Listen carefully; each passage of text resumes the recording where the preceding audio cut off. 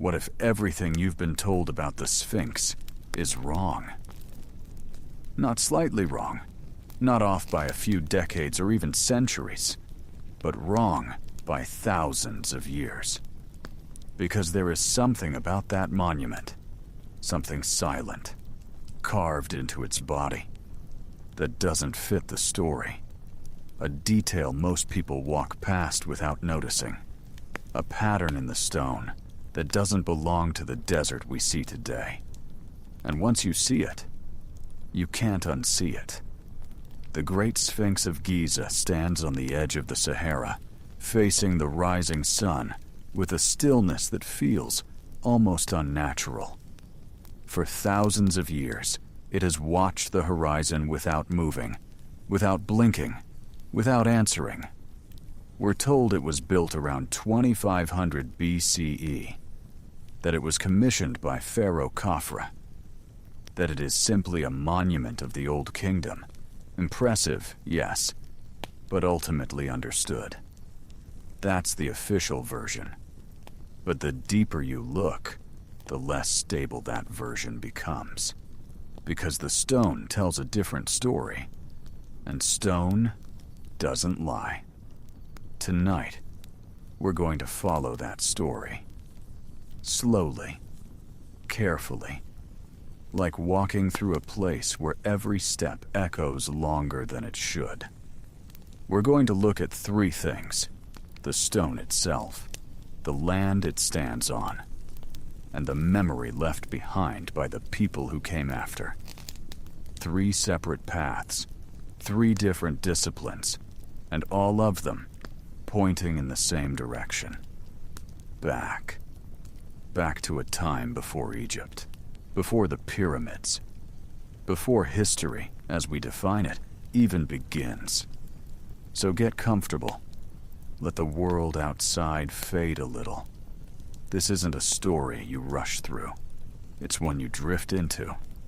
And before we go any further, if you enjoy questions that don't have easy answers, subscribe, leave a like, and tell me in the comments where you're watching from tonight. Because this journey doesn't end with the Sphinx. It starts there. Now, let's begin with what we think we know. Let's start with the version of the story you've probably heard before. The Great Sphinx of Giza was built during the reign of Pharaoh Khafre, around 2500 BCE. It stands beside his pyramid, aligned with his temple complex. And, according to most Egyptologists, it was carved as part of a unified architectural plan. It sounds clean, logical, complete. A king commissions a monument.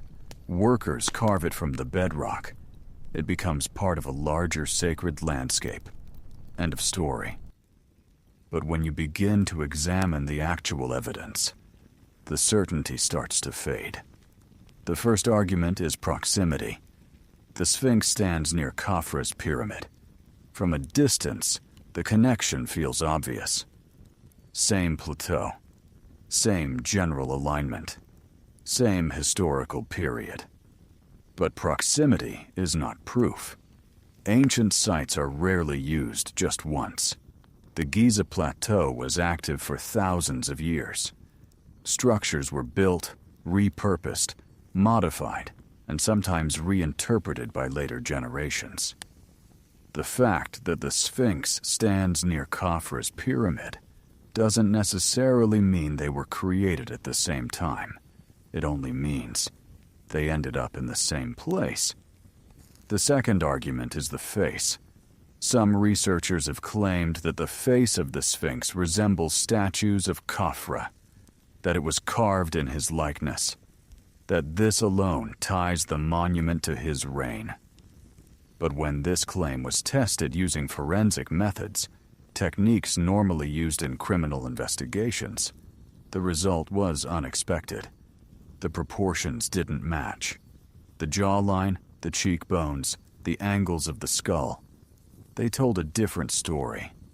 Not a similar face, not a stylized version. but a different individual entirely. And yet, this contradiction was never fully resolved. It was set aside. The third argument is the so-called dream stele, a granite slab placed between the paws of the Sphinx by Pharaoh Thutmose IV, around 1400 BCE. On it, a story is carved of a young prince who fell asleep near the buried Sphinx and dreamed that a god promised him the throne if he cleared the sand away. Within that text, there is a damaged section, a fragment, a single syllable that some interpret as part of Khafra's name. That fragment became one of the key pillars supporting the entire attribution. But here's the problem. The inscription is broken. The line is incomplete. And even early scholars noted that the text was already damaged when it was first studied centuries ago. Building the identity of one of the largest monuments on Earth on a partially missing word is, at best, fragile. And yet, this is the framework we've accepted. Proximity, resemblance, a damaged inscription. 3 arguments, none of them conclusive. And when you place them side by side, something quiet but undeniable begins to emerge. Not a new answer, but a gap. A space between what we think we know and what the evidence actually supports. And it's inside that gap that the real mystery begins. Because if the Sphinx wasn't built by Khafra, then who built it? To even approach that question, we have to stop looking at names and inscriptions and start looking at something far more honest. The stone itself. If you want to understand the Sphinx, you have to stop looking at what people say about it and start looking at what it actually is. Not a symbol, not a theory, not a name attached to a dynasty, but stone. Because long before there were texts, or kings, or interpretations, there was rock. And that rock has been sitting there, exposed to the elements, for longer than any written record can describe. And it has been changing, very slowly, quietly, almost invisibly, but not randomly. Every surface of the Sphinx carries marks of erosion, patterns carved not by human hands, but by nature itself. Lines, channels, curves, some shallow, some deep enough to reshape entire sections of its body. At first glance, that might not seem unusual. The Sphinx stands in a desert. Wind, sand, time. Of course it would erode. But when geologists began to study those patterns closely, something didn't match, because wind erosion leaves a very specific signature. It carves horizontal lines, sharp edges, angular cuts created by sand particles driven across surfaces over long periods of time. You can see it on other structures at Giza, on tomb walls, on exposed limestone blocks. The pattern repeats itself, consistent, predictable. But the Sphinx is different. Instead of horizontal cuts, its body shows deep vertical channels, rounded edges, undulating surfaces that look almost like waves frozen in stone. This is not what wind does. This is what water does. Not a single rainfall, not a brief flood, but prolonged exposure to heavy, consistent rainfall, water running down vertical surfaces again and again, over centuries, even millennia. And that raises a question that is difficult to ignore. When did it rain like that in Egypt? Because today, the Giza Plateau receives almost no rainfall, a few millimeters per year. Sometimes none at all. Certainly not enough to carve deep vertical erosion into limestone. To find a period when that kind of weather existed, you have to go back. far back, to a time when the Sahara was not a desert at all, to a time when this entire region was green, wet, alive. Geological and climate data tell us that between roughly 10,000 and 5,000 BCE, North Africa experienced what is now called the African humid period. During that time, monsoon systems reached much farther north than they do today. Rainfall was regular. Rivers flowed across regions that are now dry. Lakes filled basins that are now empty. The Sahara wasn't sand. It was savanna. And if the Sphinx shows clear signs of long-term water erosion, then at some point, it had to stand exposed during that wet era. Not buried, not protected, but fully present under a sky that no longer exists. This idea was explored in detail by geologist Robert Schoch in the early 1990s. After examining the erosion patterns and conducting subsurface tests, he reached a conclusion that challenged the entire timeline. The Sphinx, he suggested, could be thousands of years older than the Old Kingdom, possibly dating back to 5000 BCE or earlier.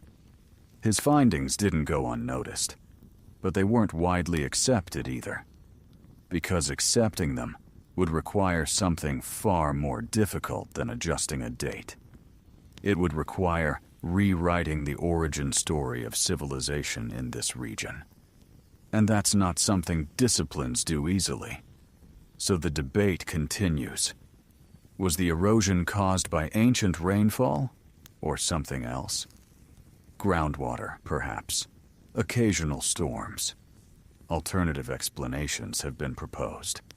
Some are plausible, but none fully account for the patterns seen across the entire structure, especially the higher sections, far above the reach of groundwater.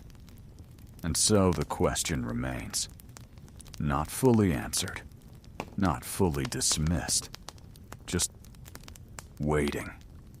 Because if the Sphinx really was shaped by rain, then it stood there during a world that looks nothing like ours. A world where the desert was green. And if that's true, then the story of the Sphinx doesn't begin with Egypt. It begins before it, in a landscape that has almost completely disappeared. And to understand that world, we have to leave the stone behind for a moment and look at the land around it. To understand the Sphinx, you have to imagine a world that no longer exists. Not a slightly different version of today. A completely different one.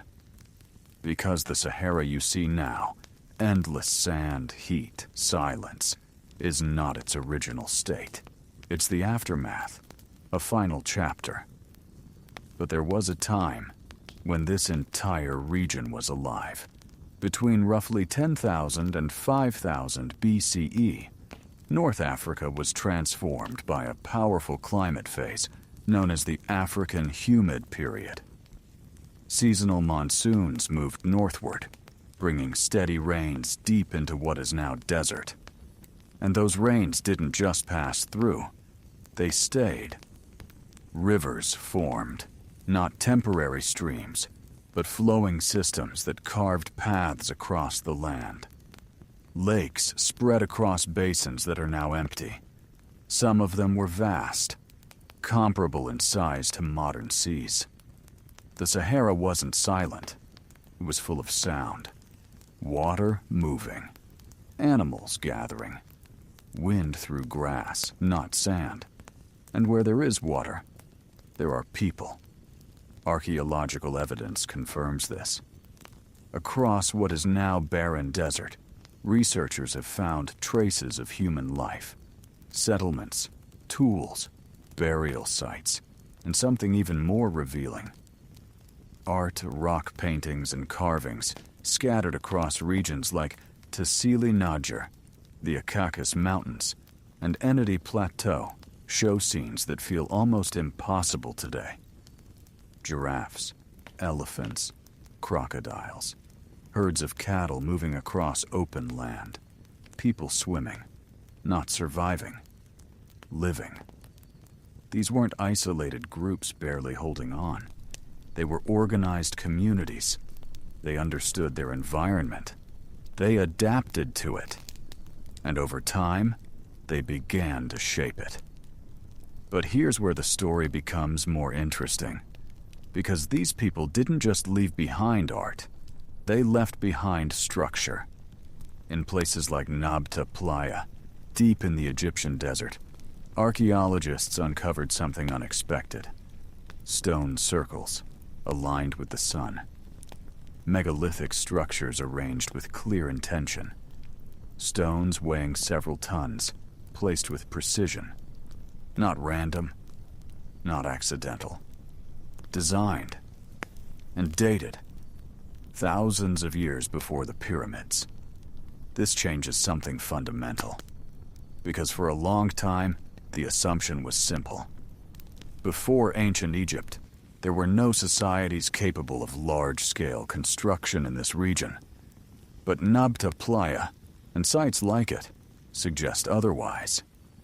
They show organization, planning, knowledge of astronomy, the ability to move and position heavy stone.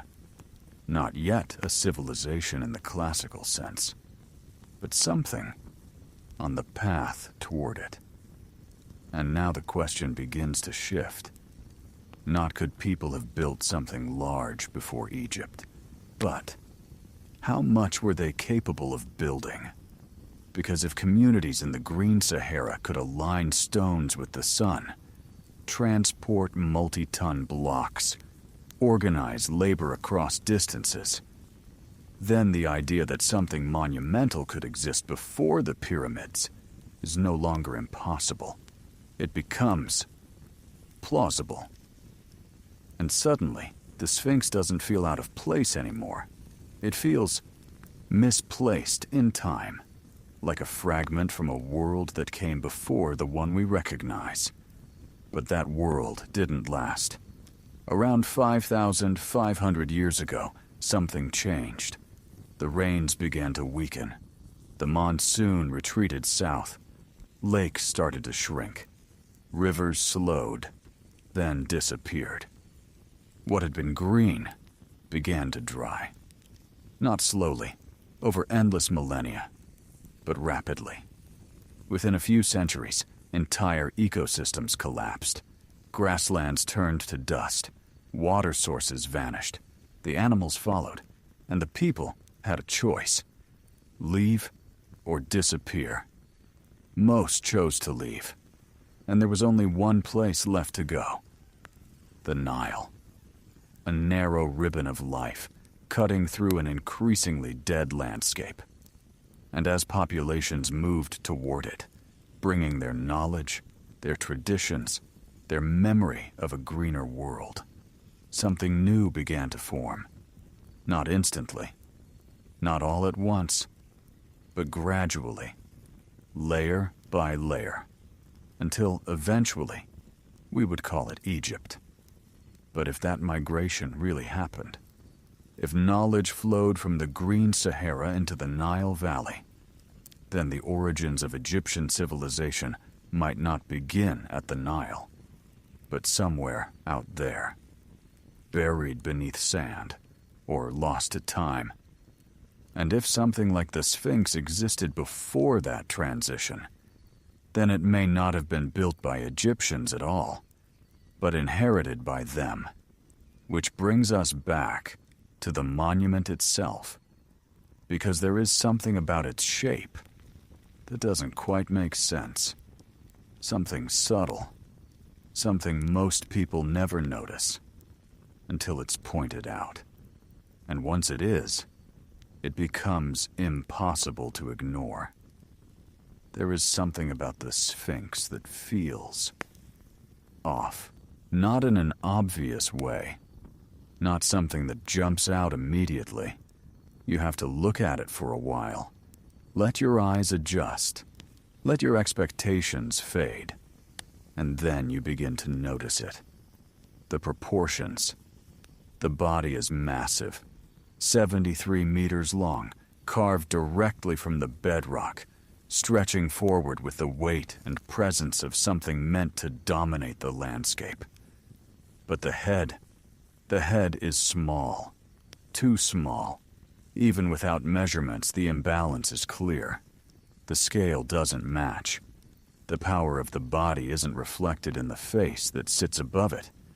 And that's strange, because ancient Egyptian sculptors were not careless. They followed strict proportional systems. Their statues, whether small or monumental, were built on grids, rules, and precise relationships between every part of the body. They understood proportion extremely well. So why would the Sphinx be different? Why would one of the most important monuments ever created break those rules? There are two main explanations. The first is simple. Erosion. The body of the Sphinx is carved from softer layers of limestone, which erode more quickly. The head, by contrast, is made from harder stone, which resists weathering. Over time, the body would degrade faster, making the head appear smaller in comparison. It's a reasonable idea, but it doesn't fully solve the problem, because even when you account for erosion, the proportions still feel wrong. Not just worn, but fundamentally mismatched, which leads to the second explanation. More controversial, but harder to ignore once you consider it. What if the head wasn't original? What if the Sphinx we see today is not exactly what was first carved? There is a theory, supported by some researchers, that the original monument may have had a different head entirely. Not a human face, but a lion. A full lion. Proportional. Balanced. Complete. A creature aligned with the body beneath it. At some point, long after the original carving, that head may have been reshaped, reduced, recut into the likeness of a pharaoh. This would explain several things at once. Why the head is smaller, why it appears less eroded than the body, and why its style doesn't perfectly match other royal sculptures. If this is true, then the Sphinx is not a single creation. It is a modification, a monument that was inherited and altered. And that changes everything, because it suggests that when the Egyptians encountered it, it was already there, already ancient, already worn by time. And instead of building it, they adapted it, claimed it, reinterpreted it through their own culture, turned something older into something familiar. This idea isn't universally accepted. Many scholars argue that the head has simply been restored multiple times over the centuries, explaining the difference in appearance. That's possible. But even restoration doesn't fully explain the scale difference. And so the question remains, why does the Sphinx look like two different ideas, merged into one? A powerful, weathered body, and a smaller, more refined head. Two timelines, two faces, two stories carved into the same stone. And if the original form really was a lion, then its meaning might reach even further back. Because the lion isn't just an animal. It's a symbol, a marker, something tied not only to the earth, but to the sky. And to understand that, we have to look up, not at the monument itself, but at what it faces, and what was rising on the horizon, long before Egypt existed. If the Sphinx was originally a lion, then it wasn't just a sculpture, it was a statement. Because in the ancient world, animals weren't chosen randomly. They carried meaning. They represented forces, cosmic, symbolic, eternal. And the lion was one of the most powerful of them all. Strength, guardianship, the horizon, the meeting point between night and day. But there is something else about the lion that becomes important. Once you stop looking at the ground and start looking at the sky, because thousands of years ago, the sky did not look exactly the way it does today. Not dramatically different, not unrecognizable, but shifted. Slowly, almost imperceptibly, over vast periods of time. This movement is called precession. The Earth doesn't spin perfectly upright. Its axis wobbles, like a slowing top, tracing a slow circle in the sky over approximately 25,700 years. And because of that wobble, the position of the stars at key moments, like the spring equinox, gradually changes. Every couple thousand years, a different constellation rises on the eastern horizon at dawn on that specific day. These are sometimes called astrological ages. And here's where it gets interesting. Today, on the spring equinox, the sun rises in the direction of Pisces. During the time of ancient Egypt, around 2500 BCE, it rose in Taurus. But if you go back further, much further, to around 10,500 BCE, the constellation rising on the eastern horizon at dawn was Leo, the lion. Now think about the Sphinx, a lion-shaped body, facing directly east, toward the rising sun. If that alignment was intentional, if the builders were marking not just a direction, but a moment in time, then the Sphinx could be pointing to an era when the sky itself reflected its form. A lion looking at the lion. This idea was proposed by researchers like Robert Bauval and others who studied astronomical alignments in ancient monuments. It's not universally accepted. There is no inscription that confirms it, no text that says, "This was built to mark the age of Leo." But the alignment is there, the orientation is precise, and the timing is difficult to ignore. Because if the Sphinx really does encode that moment, then its origins don't just move back thousands of years. They move back to the very edge of the last ice age, a time when massive glaciers still covered parts of the northern hemisphere, a time when sea levels were lower, when entire landscapes existed that are now underwater, and that raises a question that feels almost too large to ask. Who was there to see that sky? Who had the knowledge to track these slow movements over generations? Because precession is not something you notice in a lifetime. It requires observation over centuries, records, continuity, a tradition of watching the heavens long enough to detect the shift. That implies something unexpected. Not just people living in that time, but people observing, recording, understanding. People with a relationship to the sky that goes beyond survival. And if such people existed, then where are they? Where are their cities, their tools, their traces? Because for something that large, something that complex, we should have found more, unless we're not looking in the right places.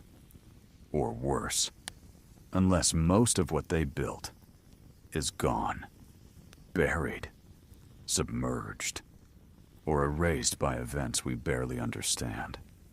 Because the end of the last ice age was not a quiet transition.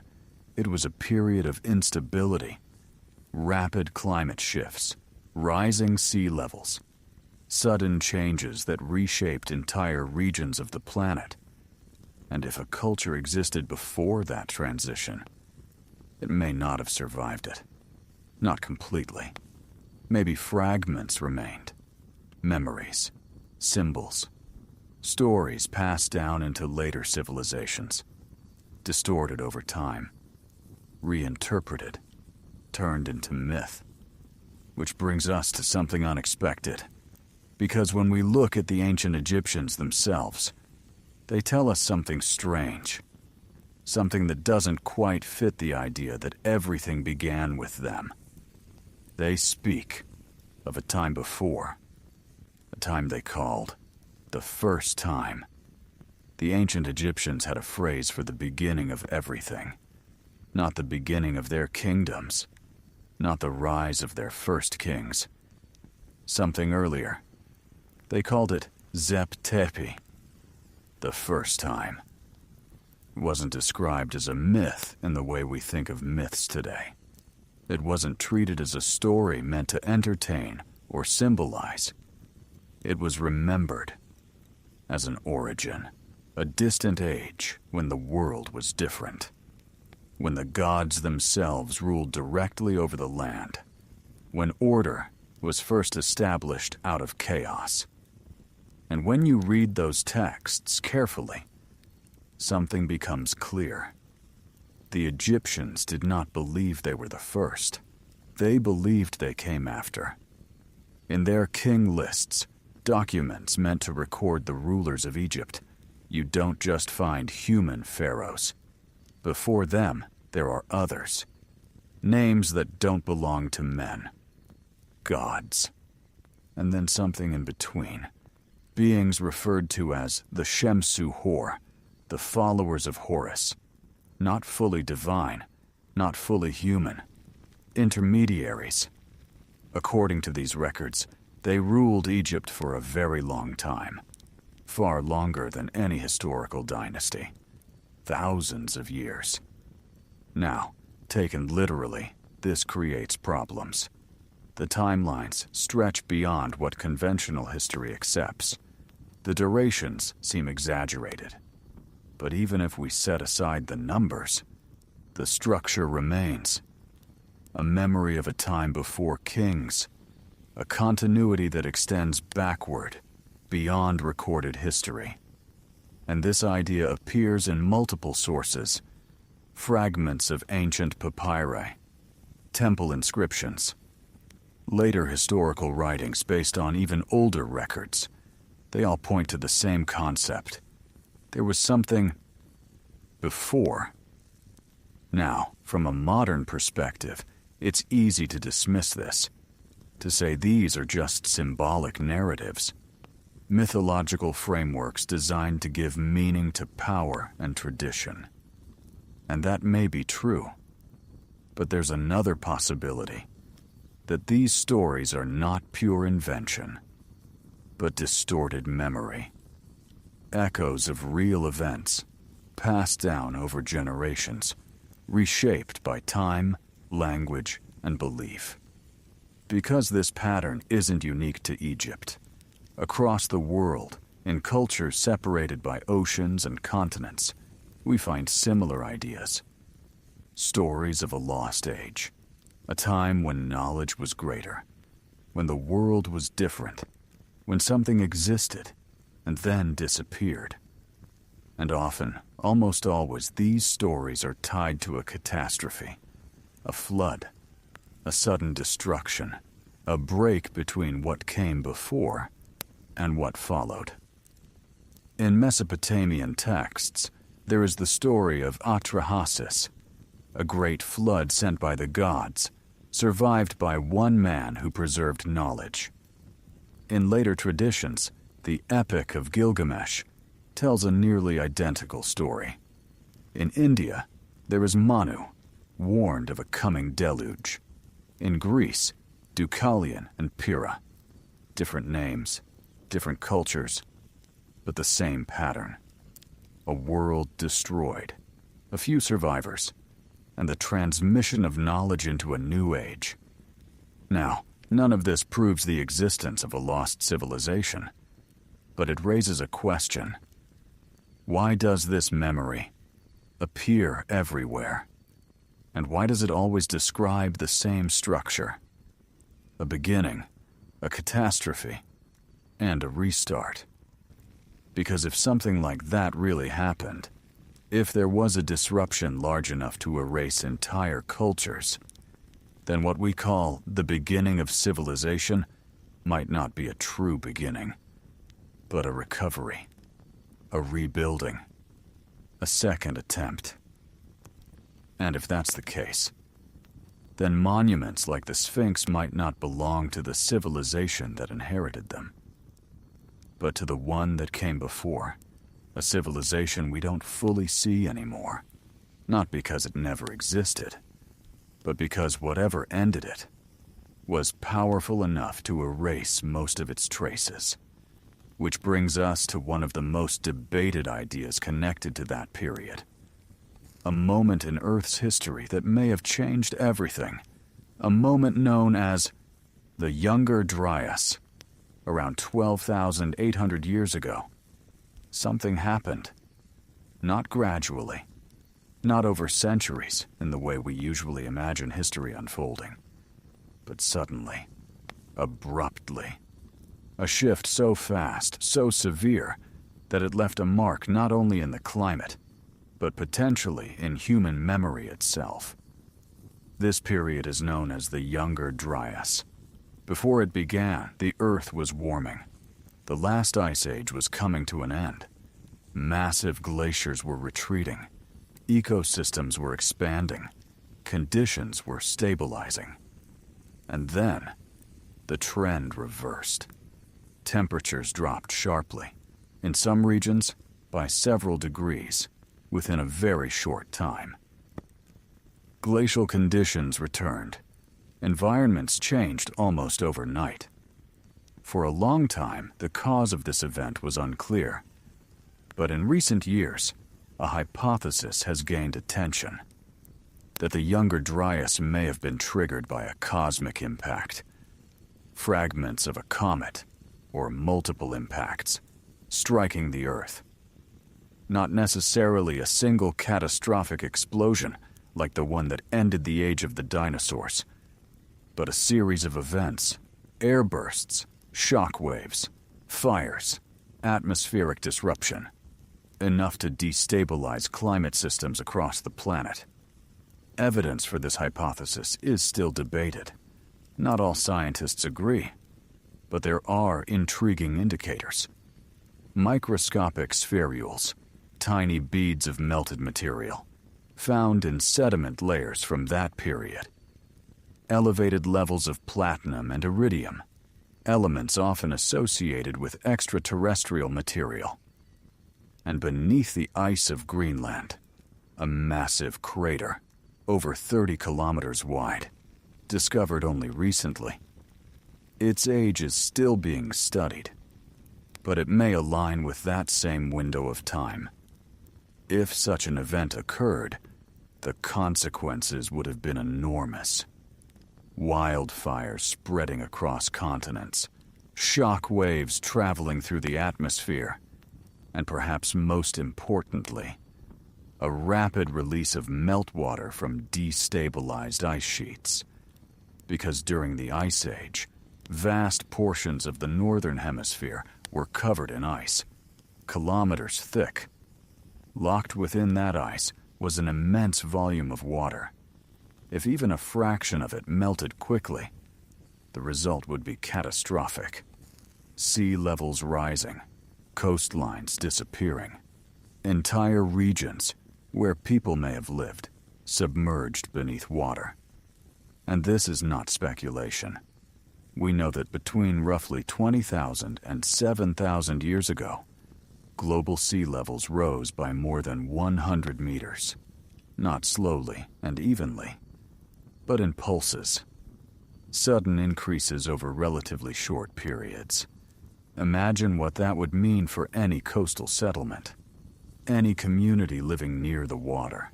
Harbors, villages, early cities, if they existed, would have been lost.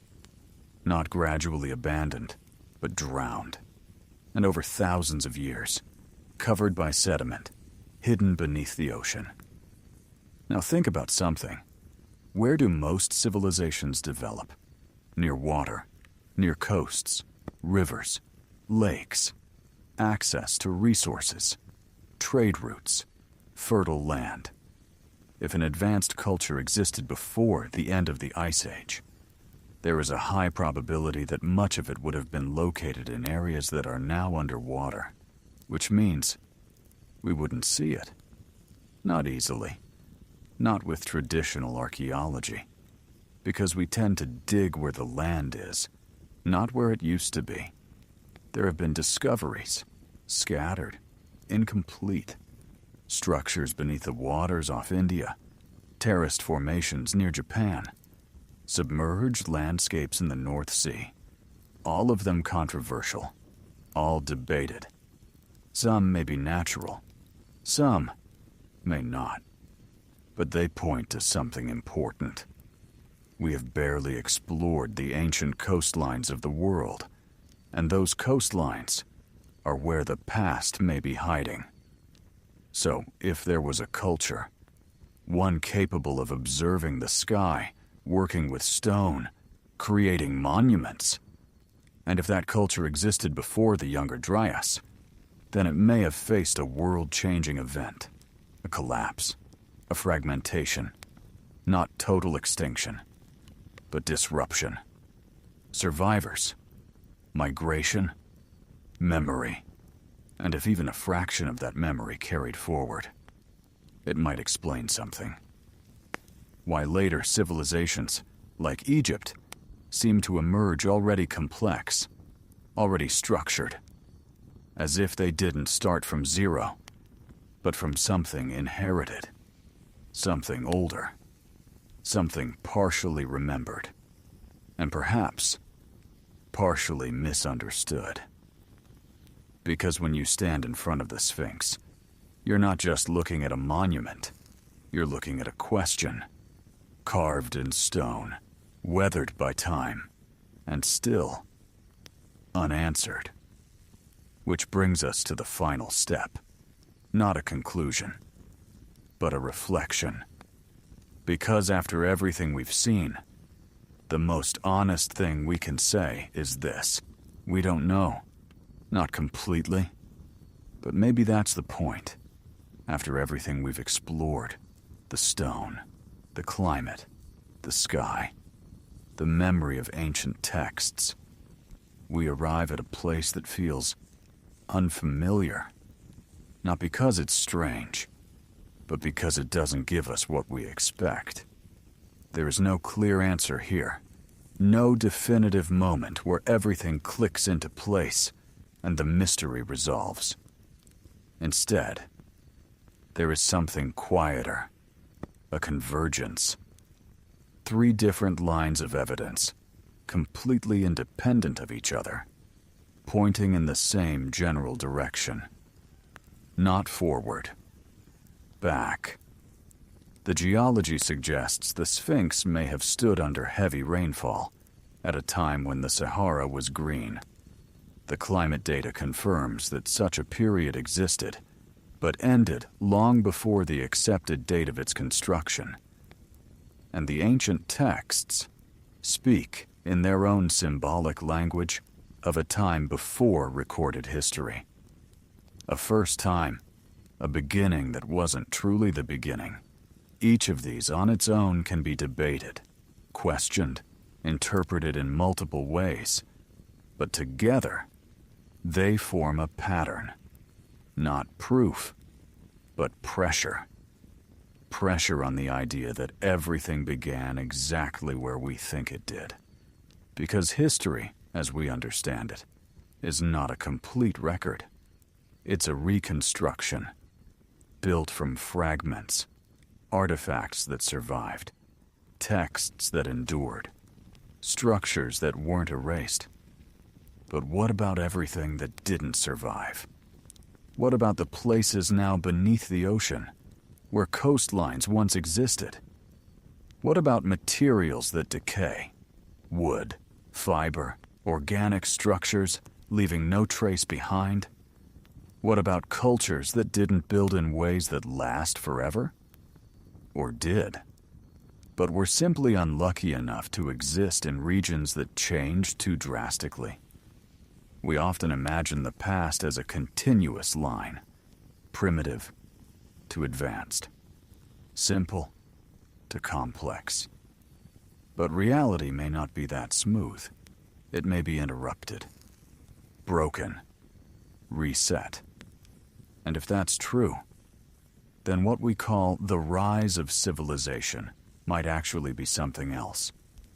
A re-emergence, a reconstruction of knowledge that wasn't entirely lost, but wasn't fully preserved either. Fragments carried forward, symbols without context, techniques remembered, but origins forgotten. And maybe monuments that were already there, waiting, reinterpreted by those who came later. Because imagine standing in ancient Egypt, thousands of years ago, looking at the Sphinx, already weathered, already ancient, a structure so large, so precise, that it feels beyond your own time. What would you do? Would you question it? Or would you incorporate it into your world? Give it meaning. Give it a place in your belief system. Claim it. Not as something you built, but as something you inherited. Something sacred, because it was already there. And perhaps already old. This is not a conclusion. It's a possibility. One of many. But it's a possibility that changes the way you see the Sphinx. Not as a single creation, but as a point of contact between two worlds. One we know, and one we barely remember. And that brings us to the final part. Not an answer, but a quiet moment to step back and look at the whole picture from a distance. At the end of this journey, we're left with something unusual. Not a discovery, not a theory we can lock into place and say, this is what happened, but a shift in perspective. Because the question was simple. Who built the Sphinx? And instead of an answer, we found layers. Layers of stone, shaped by forces that don't match the timeline we were given. Layers of climate, revealing a world that no longer exists. Layers of memory, preserved in myths, texts, and symbols. Fragments of something older than history itself. And when those layers align, they don't point to certainty. They point to possibility. The possibility that the Sphinx is older than we think. The possibility that it was not built at the beginning of Egyptian civilization, but before it. The possibility that what we call the dawn of civilization isn't a dawn, but a continuation, a second chapter. Because if there was a world before, one shaped by different skies, different climates, different conditions, then its traces would not be easy to find. They would be scattered, incomplete, buried beneath sand, or water, or time itself. And even when we do find them, we might not recognize them for what they are.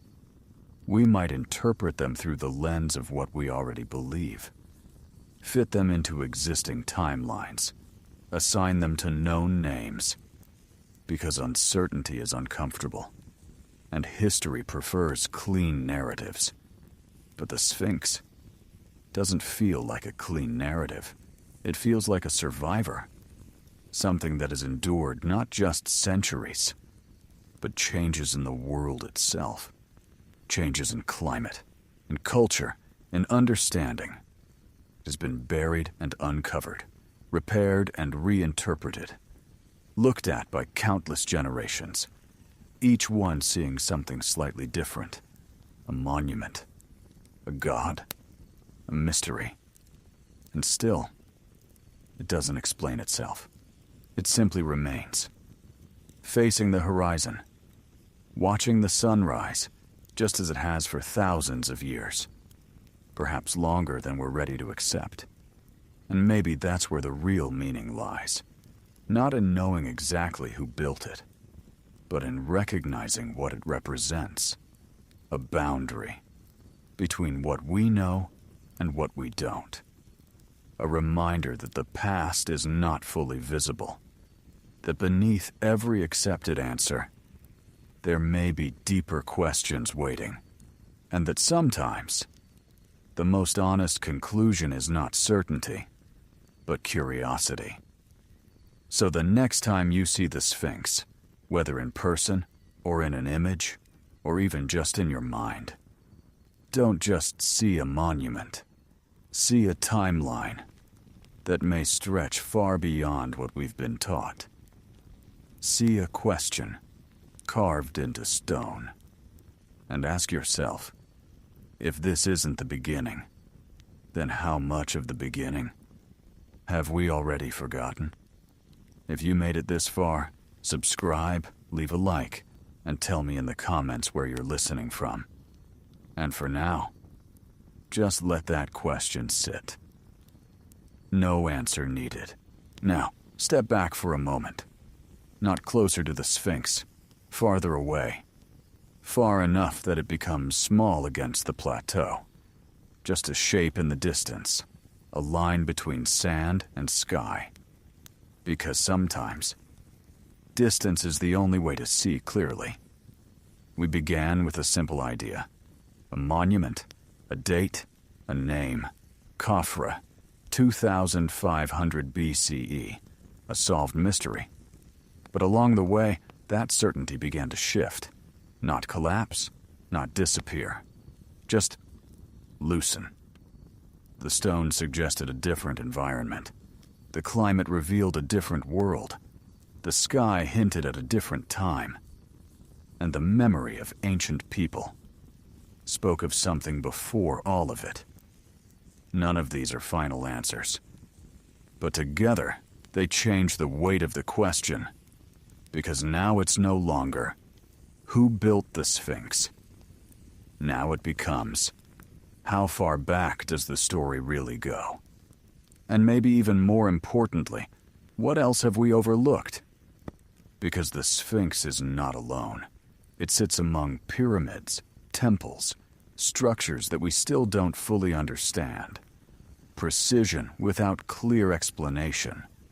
Scale without obvious necessity. Alignment without complete certainty of purpose. We explain what we can. We fill in the gaps where we must. But there are still gaps, and some of them are larger than we like to admit. History is not a fixed map. It's a landscape. And like any landscape, parts of it are visible, and parts of it are hidden, covered, eroded, lost beneath layers we haven't fully uncovered yet. And sometimes, a single structure survives that erosion. Not enough to tell the whole story, but enough to remind us that the story isn't complete. The Sphinx may be one of those reminders, not because it's magical, not because it's impossible, but because it doesn't fit perfectly. And things that don't fit are worth paying attention to. So maybe the goal isn't to solve it completely. Maybe the goal is to keep the question open, to allow space for what we don't yet understand. Because that space is where discovery begins. And tonight, as you let this drift into the background, as thoughts slow down and the details blur, just hold on to one idea, that the past is deeper than it appears, and quieter, and far less finished than we often assume. The Sphinx is still there, still watching, still silent. And whatever it knows, it's been waiting a very long time for us to ask the right questions.